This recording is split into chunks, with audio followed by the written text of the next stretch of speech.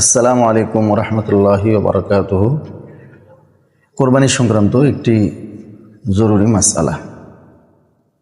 অনেক ভাই অনেক সময় প্রশ্ন করে থাকেন যে আমাদের এলাকাতে সামাজিকভাবে গোশত বন্টনের একটি নিয়ম রয়েছে, তো কিভাবে সেটি করা হয়? যারা কোরবানি দেন তাদের কোরবানির গোশতের 1/3 সমাজের অংশ নামে জমা করেন, আর 2 অংশ নিজের জন্য রেখে দেন, যেটা হয়তো সে নিজে বা তার আত্মীয় স্বজনরা গ্রহণ করবেন। তো সেই হিসেবে 2 ভাগ নিজের জন্য রেখে দেন। তো এই যে সমাজের জন্য একটি ভাগ নেওয়া হচ্ছে, আমরা যদি দেখি তাহলে হাদিসের দৃষ্টিকোণ থেকে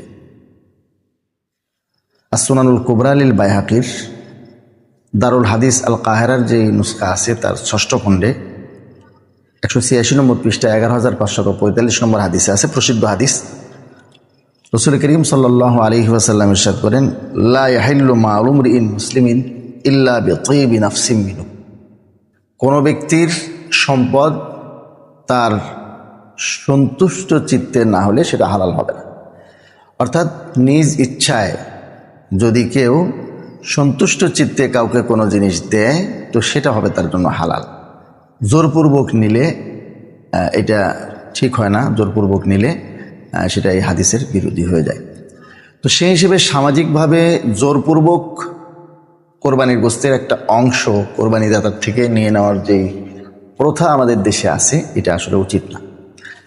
তারপরেও যদি এভাবে নেওয়া হয় এবং সেটা বন্টন করা হয়, তো এক্ষেত্রে আমাদেরকে লক্ষ্য রাখতে হবে যে যিনি কোরবানি দিচ্ছেন এই কোরবানিটা অনেক সময় তার স্বাভাবিক ওয়াজিব কোরবানি হয়ে থাকে, আবার অনেক সময় কেউ নফল কোরবানি দেন।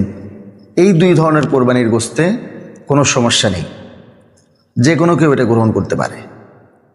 কিন্তু কোরবানির এই হিস্সা অথবা পুরা কোরবানিটি যদি মান্যতের হয় অথবা ওসিয়তের হয়, তো সেই ক্ষেত্রে মান্যতকারী নিজেও এখান থেকে খেতে পারবে না, সে ধনী হোক চাই দরিদ্র হোক।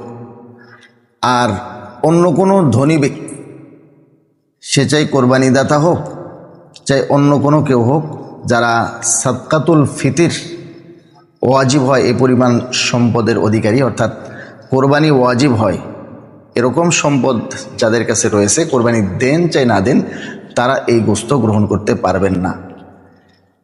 তো সেই হিসেবে সমাজের মধ্যে যে গোশতগুলো একত্রিত করা হয় সেগুলো থেকে